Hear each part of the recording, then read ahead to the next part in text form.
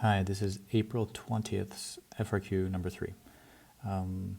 Again, anytime you encounter a problem, start with the information you're given. We're talking about Singapore and Japan. Japanese economy is at full employment, so we know that Japan is on LRIS as far as their starting position.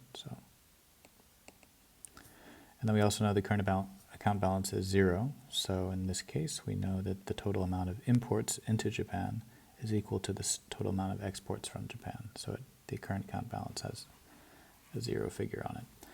Moving to A, real quick.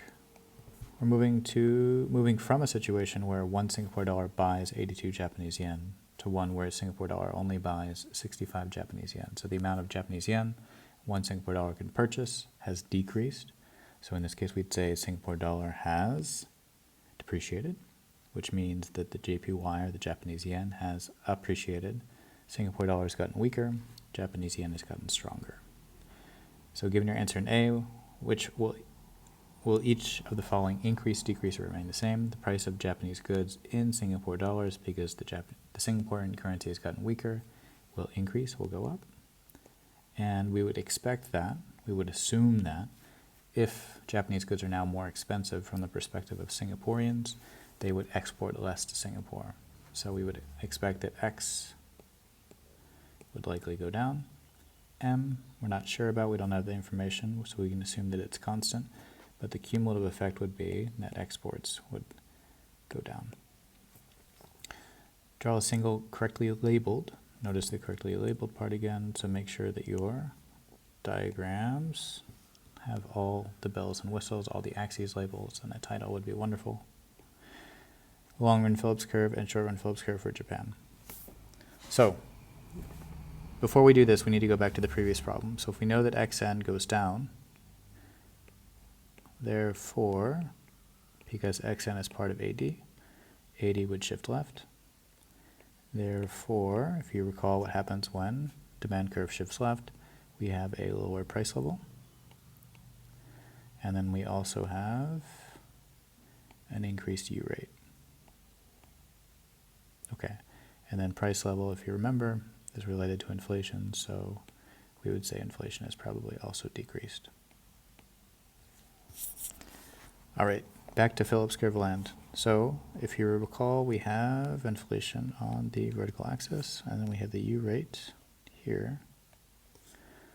And then LRPC is vertical at the natural rate of unemployment. And then we have the short-run Phillips curve. Question is, where do we plot this point X? And since they give you a labeled point, you definitely need to point out X on your diagram. So we moved from a situation where we were here. I'll make this a different color so it's easier to see. We were here. Because we were also here, long-run equilibrium. But now we have a situation where AD has shifted to the left, and because it's AD that's shifted, we know that we're going to move along the curve, along SRPC, and the question is which direction.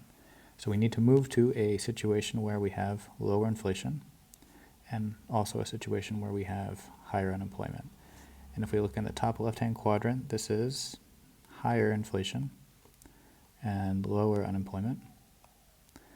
So that doesn't work, and we need to look in the other direction. So this direction, we have lower inflation, and then we also have higher unemployment, which satisfies the conditions.